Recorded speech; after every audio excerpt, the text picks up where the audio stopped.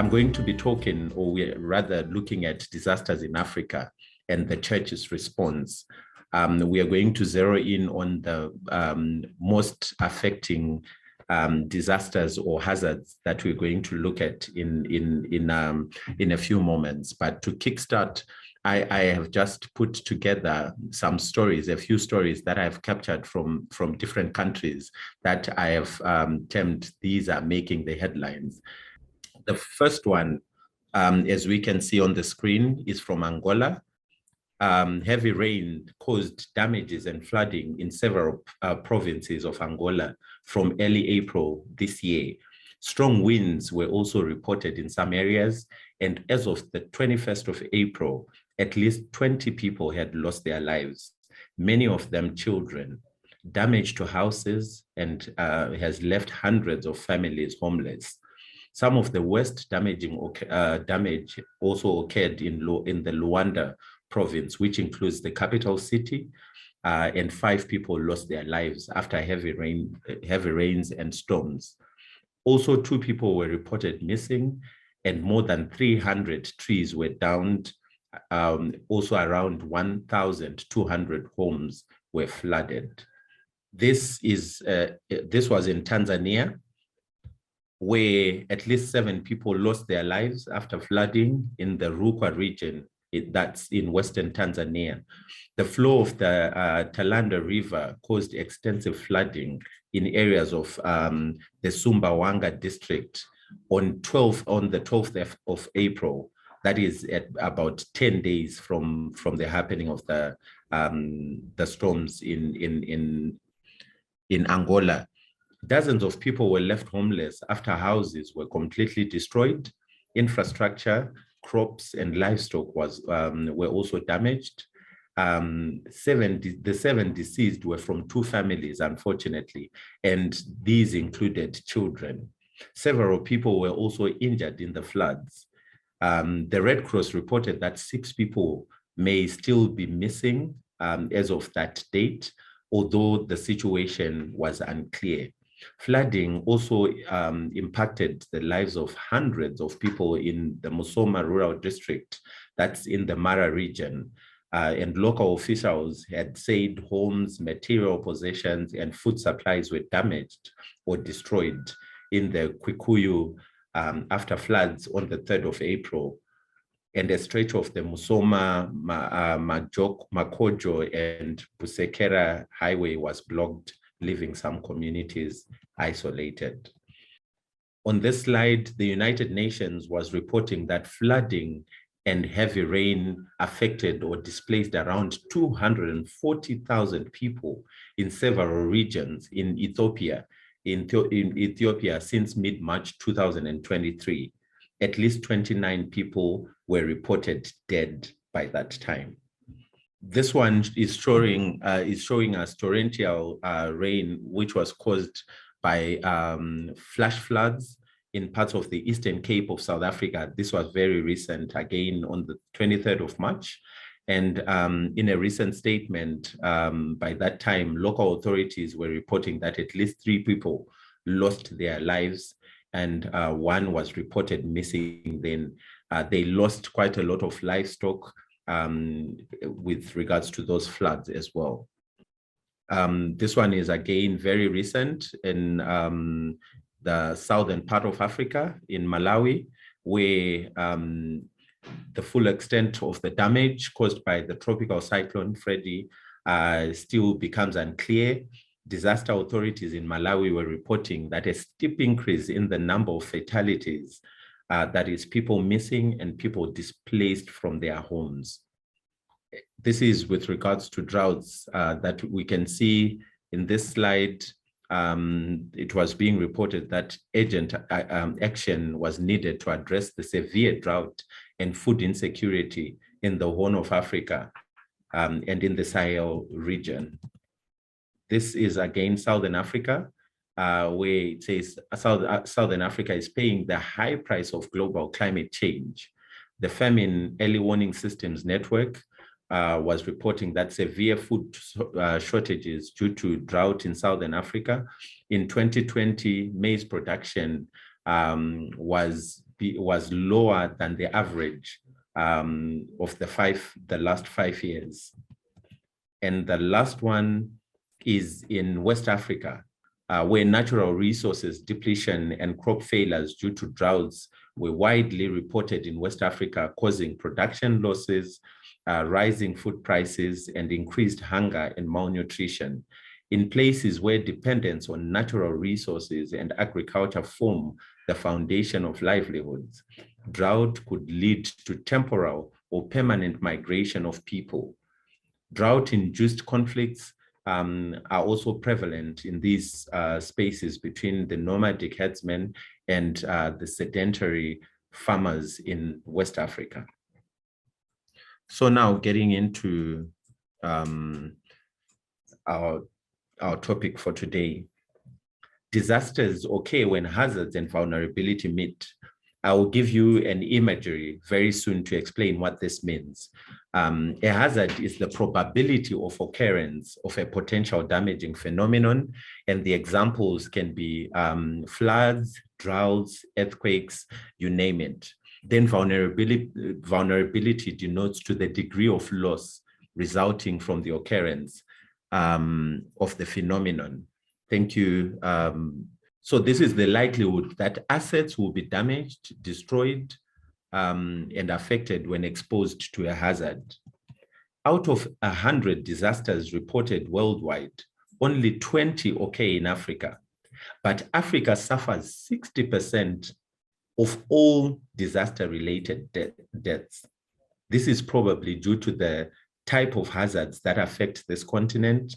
This is also probably due to underreporting and to the fact that under the circumstances prevailing in Africa, it is easy for any disaster to escalate and multiply its impact.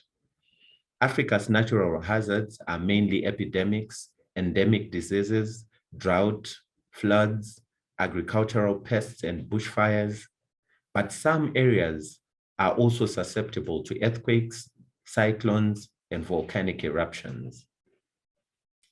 The natural hazards interact with man-made ones, such as armed conflicts, air, road, and railway incidents.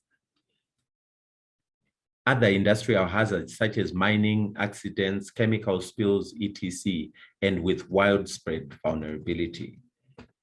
So the context of one of the rapid population growth, forced movements of population, environmental degradation, precarious urbanization, food insecurity, poverty, fragile economies, infrastructures and institutions, and cultural and political instability. The 53 countries of the continent are highly susceptible and vulnerable, and their people are both exposed to natural and man-made hazards. In June 1996, food emergencies were looming in 14 African countries, with 22 million people facing direct food shortages. This was a report by Alessandro Loretti in 1996. This is where there is the probability of occurrence of a potential damaging phenomenon on my left side. You can see, and there are a few examples that are put there: hazards, floods. So these are the hazards that I was talking about. And on the far right, under vulnerable population, is where the degree of loss resulting from the occurrence of the phenomenon, where assets will be damaged, destroyed, or affected when exposed to a hazard. In an instance where A meets B, that is where a disaster occurs. This means that there will be no disaster without a hazard and vulnerability. So, what is a disaster? I have put in a few definitions to try and just unpack what I was talking about earlier on in the previous slides. A disaster can be defined as a progressive or unexpected event that causes or will cause great loss, upset, or unpleasantness of whatever kind. This is usually beyond the capacity of the local community affected to address using their own resources. Disasters affect everyone in an area to a degree, but vulnerable populations are much more likely to suffer loss and damage. Disasters used to be practically equated to hazards, but now we have come to the understanding that they are an interaction between a hazard and vulnerability. This presentation will focus more on the two major hazards that affect Africa the most, that are droughts and floods. We are going to look at droughts in Africa, the impacts of drought on agriculture, water, the environment, and human health. According to the International Disaster Database, the IDD, the drought occurrences between 1950 and 2021, as you can see on that diagram, affected close to 500 million people on the African continent, with about 700,000 recorded deaths and damage of about 6.6 billion United States dollars. This gradual shift is the consequence of climate change. Generally, agricultural activities such as livestock, forestry, and fisheries are prone to droughts, which severely affect food supplies and livelihoods in Africa, especially for smallholder farmers and the rural populace. Drought impacts have led to a decline in crop output, an upsurge in fire hazards, increased livestock mortality, and decreased water volume and level. It can also act as a risk multiplier, destabilizing populations, amplifying uneven access to water services and water resources, and reinforcing perceptions of marginalization. Low-income earners in this case are more vulnerable to droughts than average members of the population. According to, again, the WFP, a record of 349 million people across 79 countries are facing acute food insecurity, and up to 287 million in 2021, more than 900,000 people worldwide are fighting to survive in famine-like conditions. And as of 2020, more than 1/3 of the continent's, that's Africa, population was undernourished. And in the whole of Africa, you can imagine 282 million people were experiencing hunger. That is more than double the proportion of any other region in the world. Very sad. In this year, it is likely that there will be enough, there will not be enough food in the system, which will push global food prices higher. Russia's invasion to Ukraine also contributes to the rise in hunger, with less wealthy countries particularly vulnerable, including those in Africa. After 5 consecutive below average rains, the humanitarian crisis in Africa is expanding and deepening, regardless of how the 2023 rains performed and is performing. Extremely high humanitarian needs will persist through 2023. While the full recovery from a drought of this magnitude will take years, as of the end of December last year, the drought had left around 23 million people severely food insecure across the region. Then we're moving over quickly to the slides in Africa. Floods in Africa. A number of African countries have been suffering every year and from heavy rains followed by deadly and devastating floods. I have showed you earlier on some pictures of the devastation that is just happening in Africa. I didn't even talk about the floods that happened in Nigeria recently, where 32 out of the 37 states were overwhelmed with stagnant water. This situation causes losses of several millions of dollars for governments annually, citing infrastructural damage and destruction of habitats. Extreme rainfall is increasing every year, now affecting countries and cities that were not previously affected by flooding. It is undeniable that these heavy rains followed by floods are linked to climate change and other realities. Extreme rains and flash flooding have destroyed homes and livestock in rural communities, especially in some in Ethiopia and Somalia, struggling to recover after almost 3 years of droughts. Flooding can be particularly devastating for poor communities. And understanding what can be done about flooding involves examining how our daily activities exacerbate flood risks and how to reduce these from household to national and international levels. Flooding may occur many times a month in parts of many African countries, usually through rainfall that overflows from channels or even does not reach defined channels. Heavy rains may also cause groundwater levels to rise to the surface, thus releasing subsurface water that begins to flood normally dry flows. Settlements on sea or lake shores again are sometimes flooded by extremely high tides, storm surges, or tsunamis. Next slide, please. I'm just going to touch on a few types of flooding that can potentially affect African countries. The first one is pluvial flooding, which is from torrential rain that reaches the ground more quickly than it can infiltrate or flow away downslope. The second one is groundwater flooding, where this is normally subsurface water table rises to ground surface and water emerges into basements and ground level rooms in buildings. And the third one, quickly, is flooding from overflowing drains and channels that have insufficient capacity to evacuate all the water which flows into them. Flooding, the other one is flooding from major rivers that have brought huge volumes of water from areas, maybe many tens or even hundreds of kilometers upstream. Then the last one is shoreline inundation from large lakes or seas during unusual storm surges or seismic wave events. Then we'll move over to the theological perspective and the church's response. In a few, I'm just going to touch on this one in a few minutes.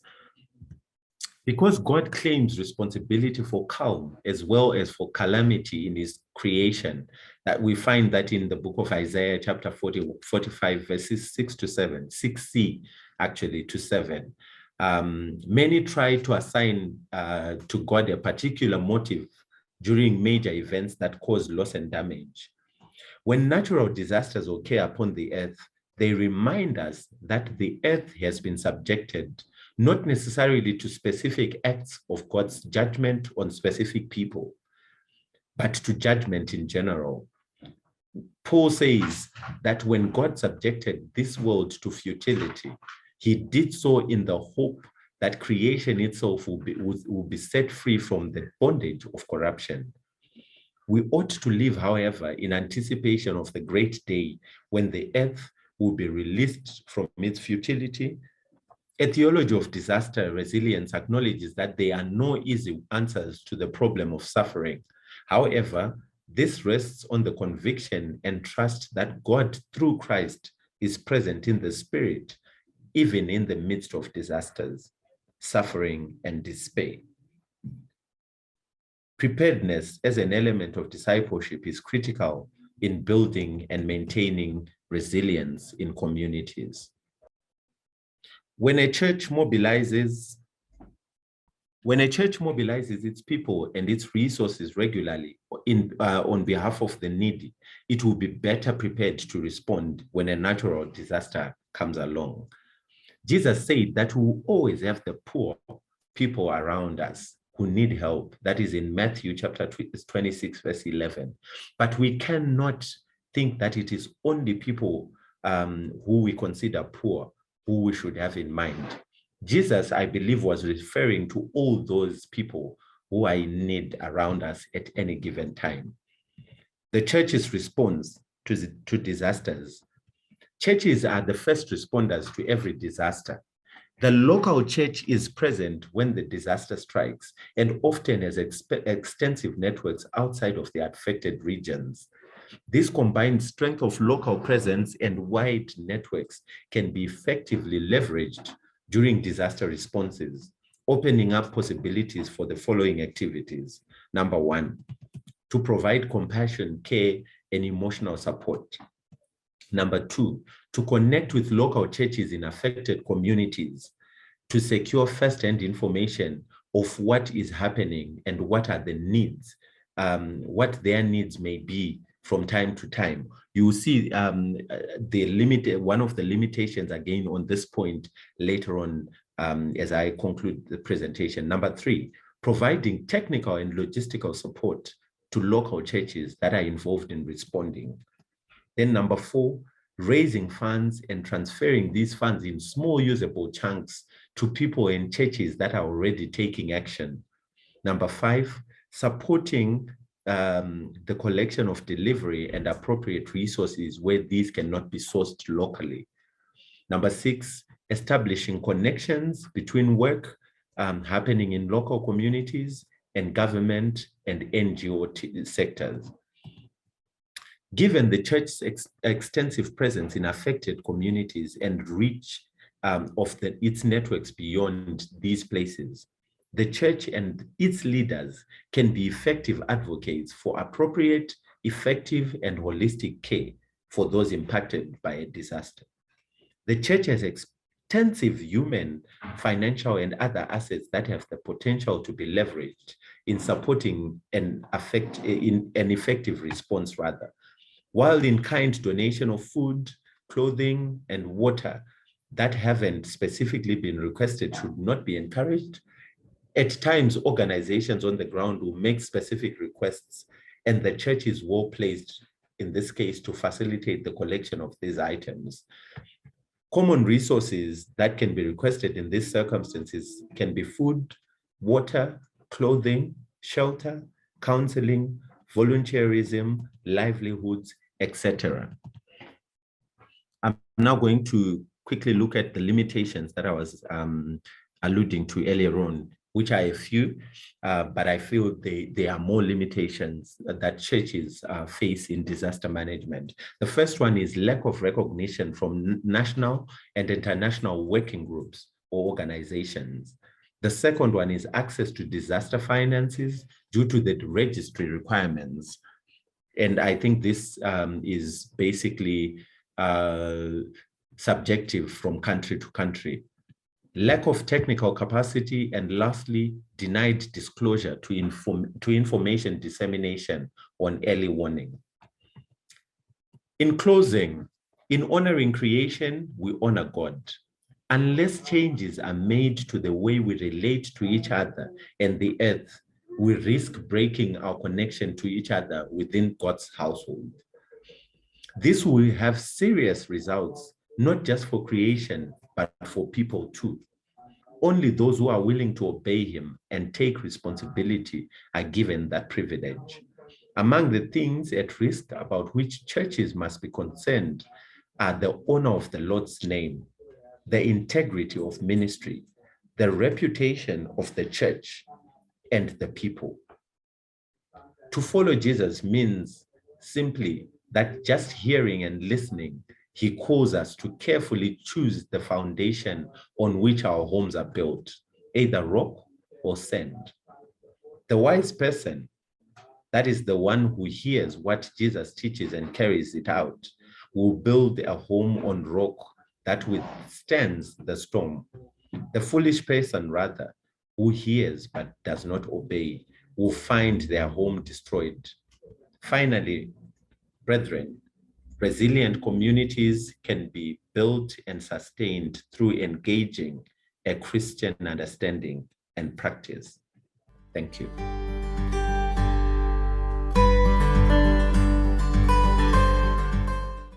Thank you very much for this wonderful time that God has provided, and the organizers of this eco-theology course being done online, and that I was considered to be among the presenters, the speakers.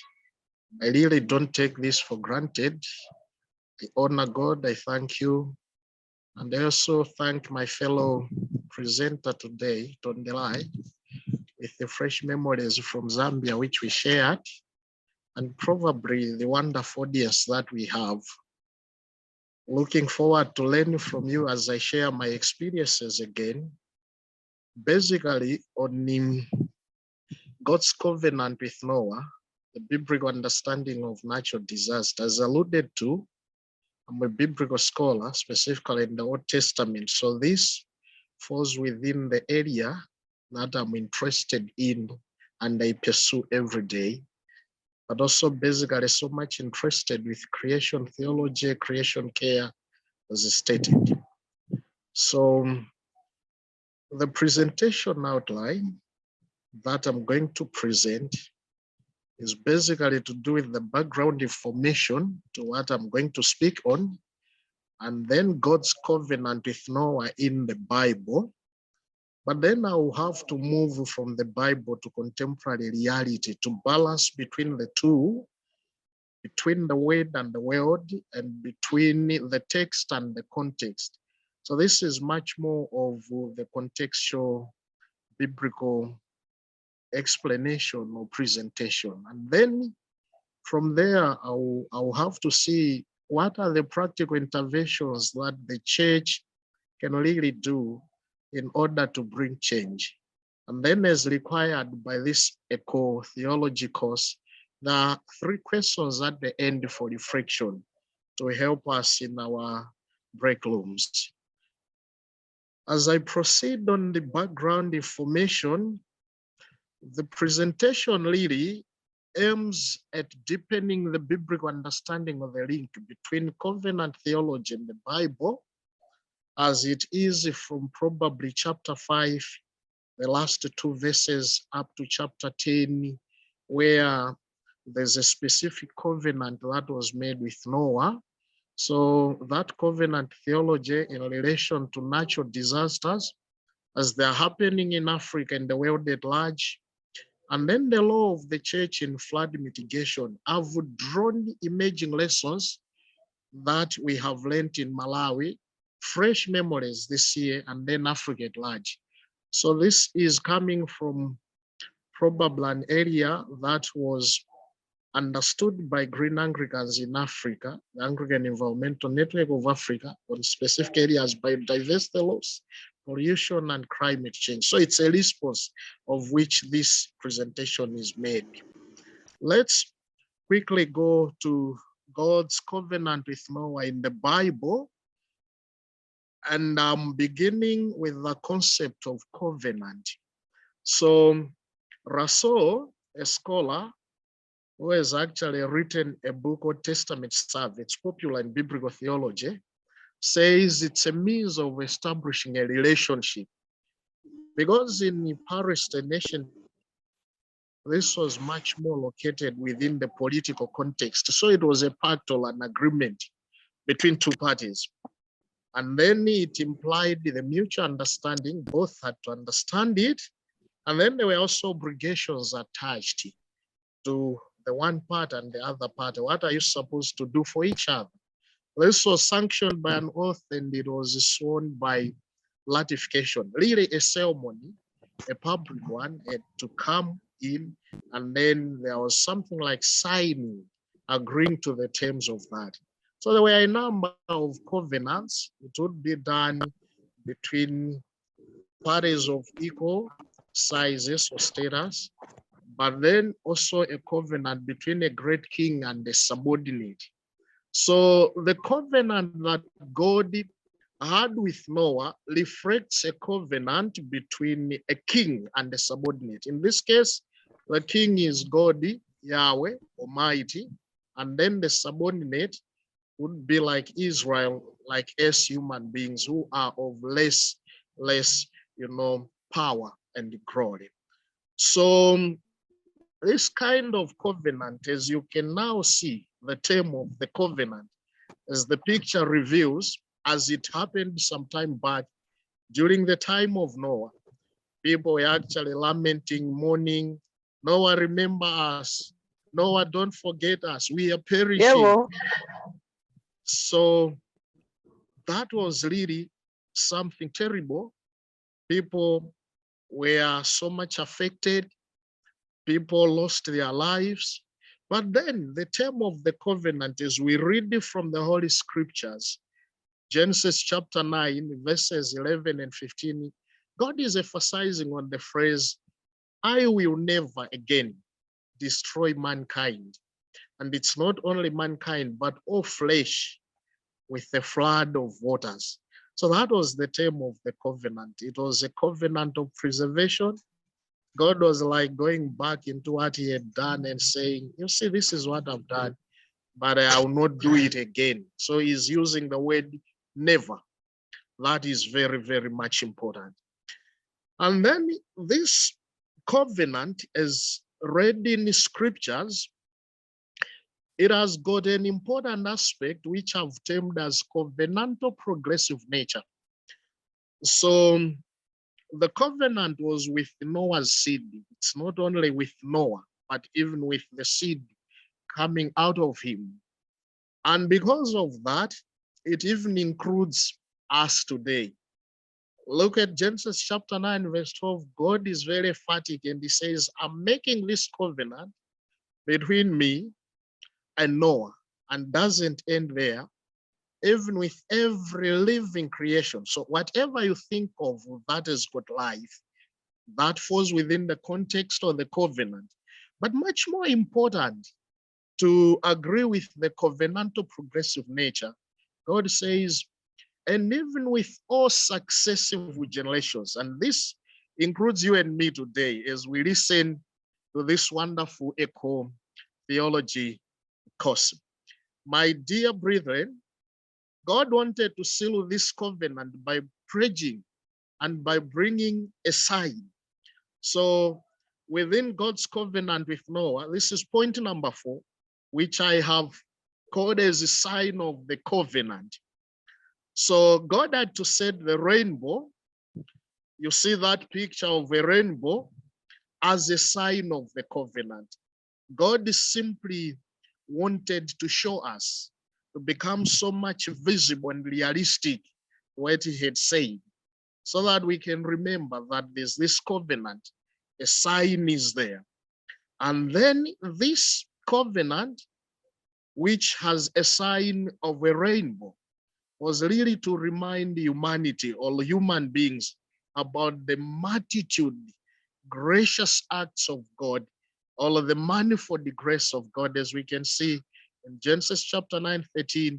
But also, such kind of a grace is echoed in 1 Peter chapter 4, verse 10 in the New Testament. So whenever we look at the rainbow in the sky, as depicted there, we are reminded that we are in a covenant with God. Now, there are a number of issues that the covenant brings in, but I was interested in the 4, so I would be quickly moving from the Bible, the background that I've said, to the contemporary reality that we are facing. Now, looking at the wording that we have there, the Bible may hurt you with the truth, but it will never comfort you with a lie. So the flood story can be considered from different perspectives. I opted to consider it from a prophetic point of view. You may agree with me that probably we are in a prophetic age, and a number of prophets have actually come out in the world. Almost in every nation, we can begin citing prophets. So I considered the flood from a prophetic point of view. Now, the question I'm raising here, are we in the days of Noah? Christ talked about this in Luke 17:26. But what you saw in the days of Noah is something that you also see at the end when the Son of Man is about to come. So there are parallels biblical to African context today. For example, the issue of population explosion. It is actually spoken about in Genesis chapter 6, verse 1, that probably humanity will keep increasing, will keep multiplying. And a number of those biblical parallels, we may not go one by one. But now what is very much important, this was spoken during the time of Noah, but then it's the reality that we are facing today. So we can be able to move from the Bible to the contemporary world, to what we are actually facing. But we also need to keep in mind that the days of Noah were also days of witness, just as we are witnessing today, or we are speaking about so many things, preaching and teaching about so many issues in the world.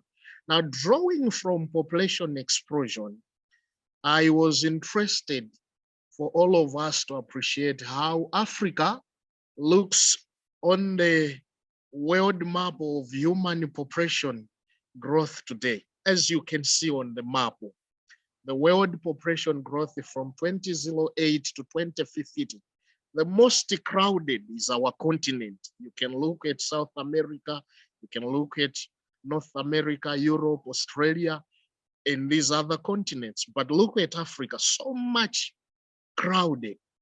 The same issue that we are moving from the biblical communication about Noah's time to our world today. So as we can see, the seed of Noah, yourself and myself today, the human population is growing in our nations, in our African continent.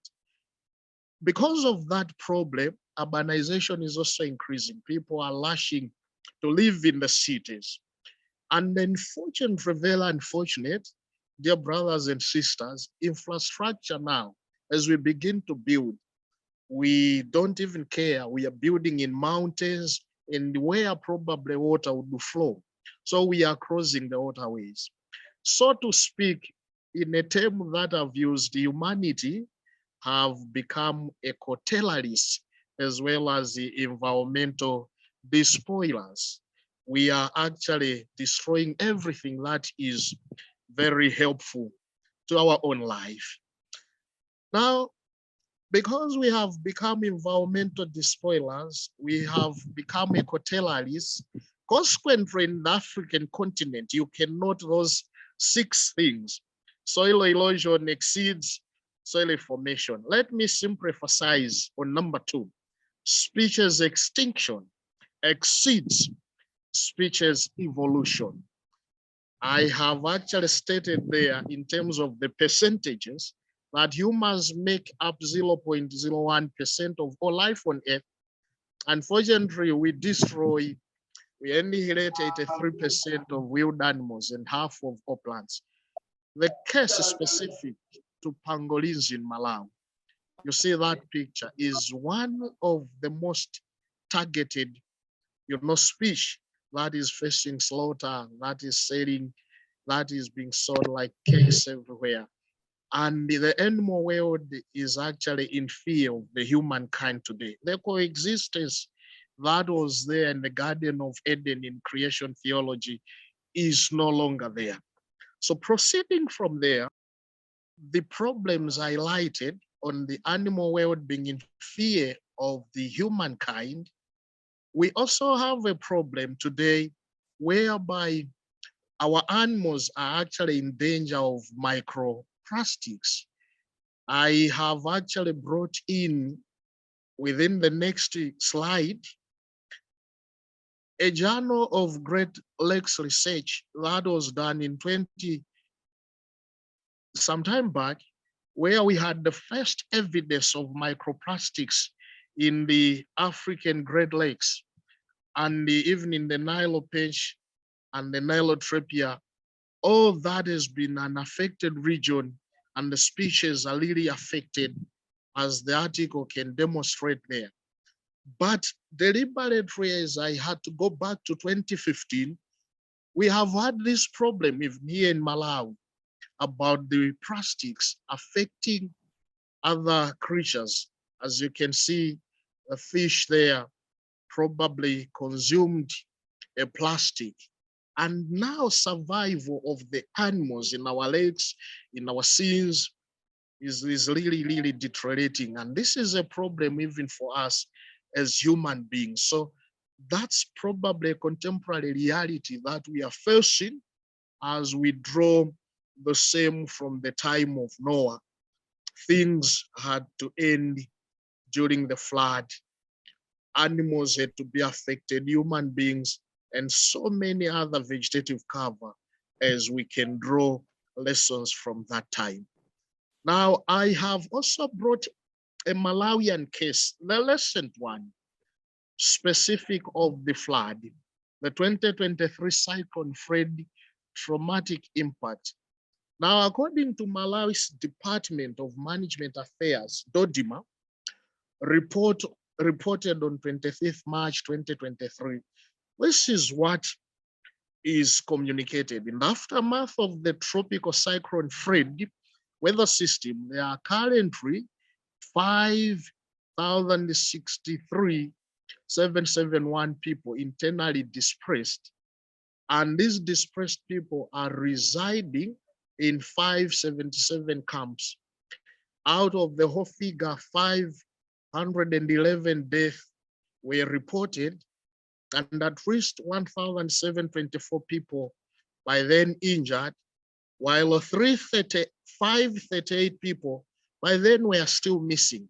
So you can see how traumatic it was, but this is a contemporary reality that Malawi went through. I know a number of countries like Madagascar, Mozambique were also affected, were ravaged by the cyclone Fred, and some of the statistics, some of the pictures were shown by my friend Tonde, and that is the reality that African continent has faced or is actually facing at the moment.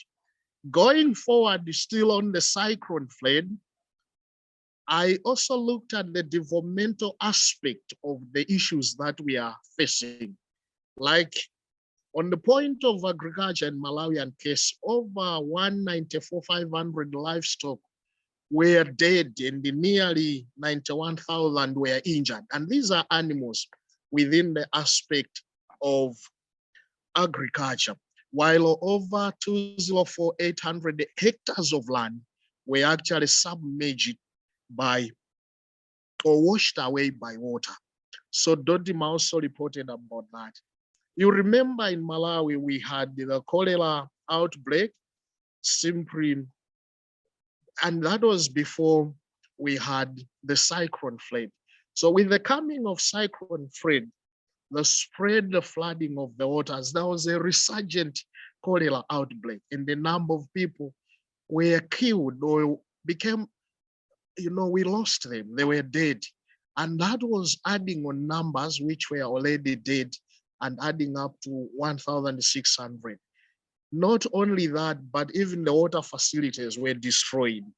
We talk of the 8, multi-purpose dams, 10 dikes, and 11 hydrological monitoring stations. All these were lost and presenting a challenge in terms of the developmental agenda of our nation. And this Malawian case is actually speaking to us today that it's not only Malawi, but in probably almost in every nation. Now, on the education aspect of it, classrooms had to collapse. Those who were standing were turned into camps, especially in the southern region of Malawi. Teaching and learning had to stop. Now, one of the great sons of Africa by the name Nelson Mandela actually communicated or said to us some years back that the future of any nation really hinges on education. If you want to kill that future, you actually need to kill education. And look at the natural disasters. They are affecting that developmental strand of education, and that presents a problem to the rest of Africa's experienced in Malawi. Brothers and sisters, seeing is believing. I have deliberately taken the picture of 2017, as you can see, and that is in the city of Lilongwe. You see how the flooding affected the household, that particular household. And then you might be wondering why affected like this, because the vehicles affected like that. It's simply because probably this house was built, as I said earlier on, along the waterway. And then as the waters were flooding, they had to affect that. And the problem has not improved.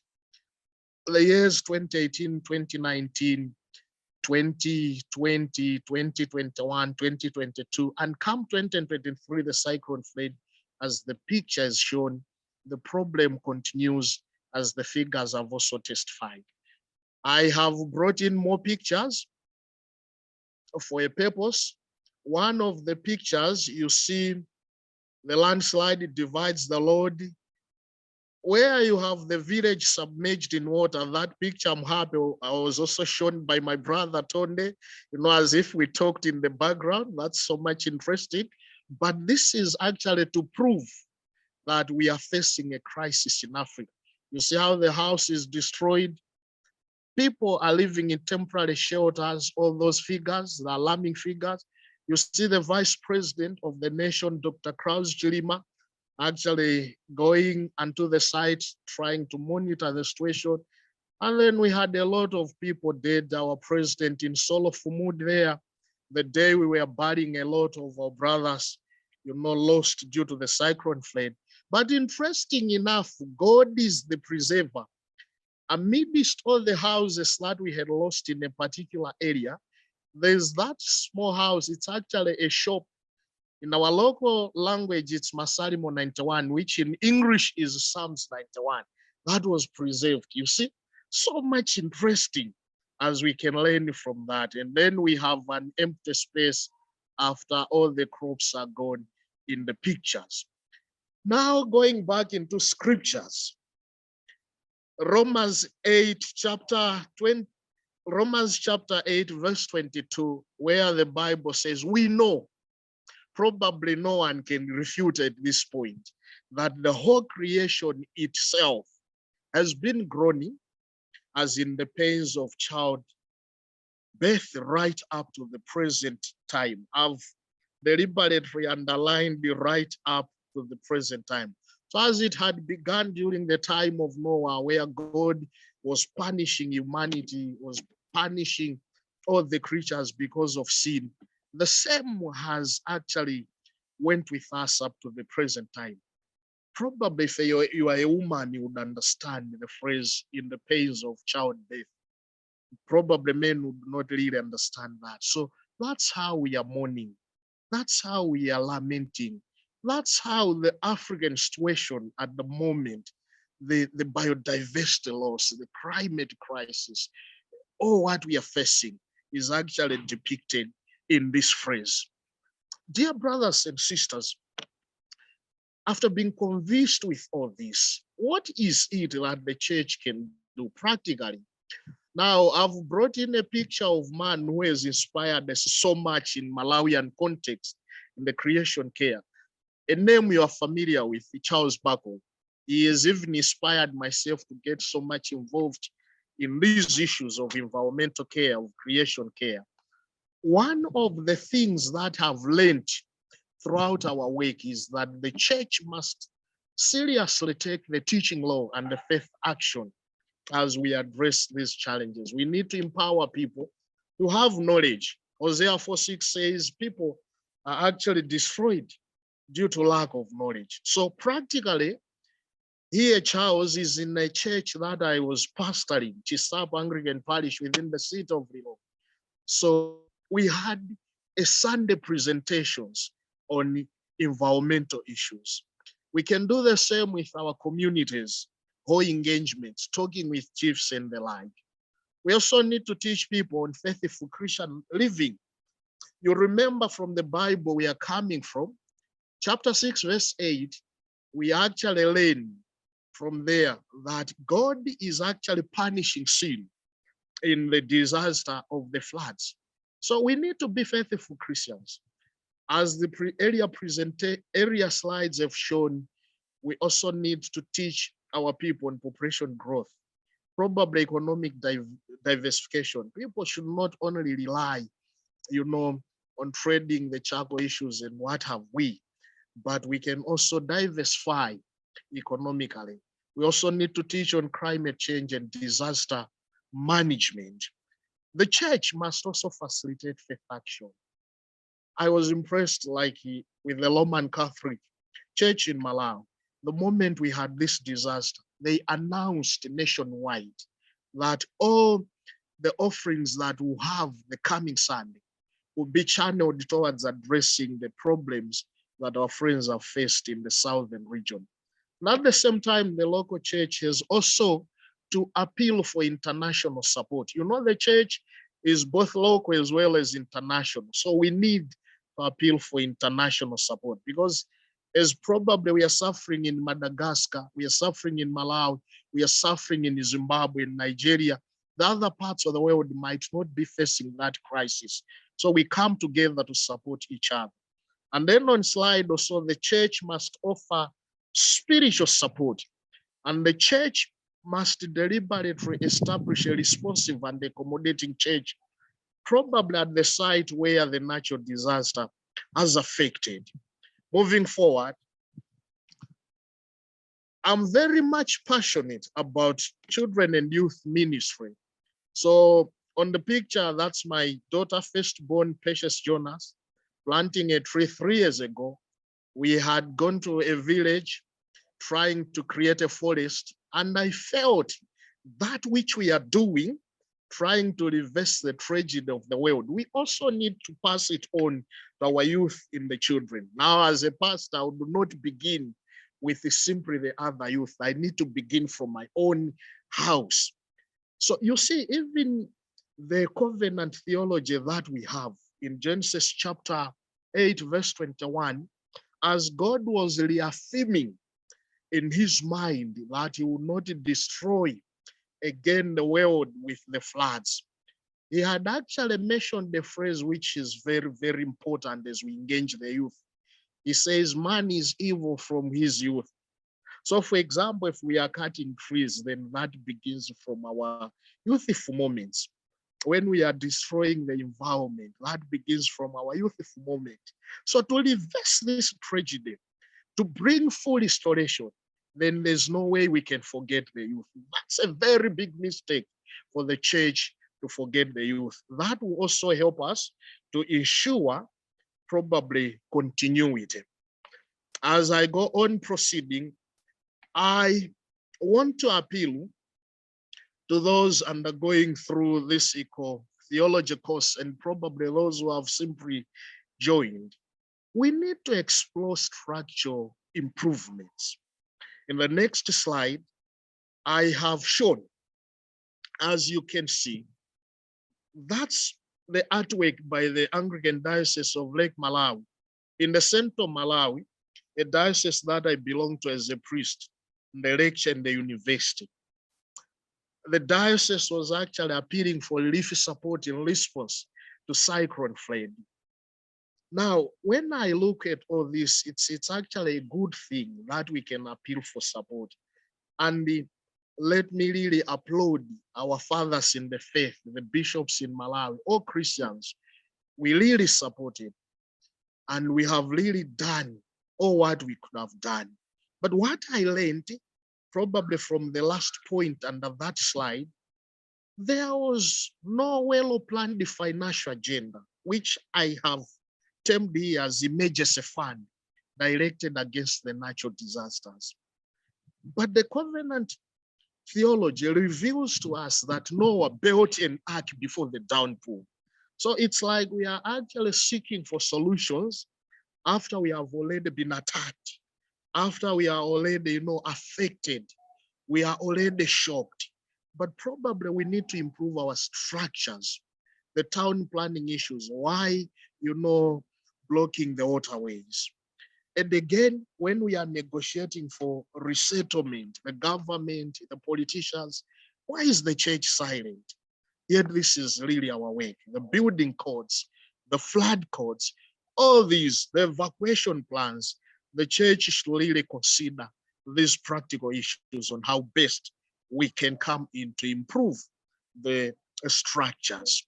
Now, there's another important point that I've suggested with regard to the Malawian case, and I know this would also apply in other countries. So this is an appeal for judicial interventions that are life-giving to communities. Like the Malawian case, some 5 years ago, our Vice President, Dr. Saulos Kraus Chilima, had directed the Blantyre City Council, one of the cities in the southern region, that people should relocate from hilly areas and probably relocate to some other places which are not which would not affect them in the years to come. When the Blantyre City Council was about to effect that, the residents of such areas had to get an injunction from the court.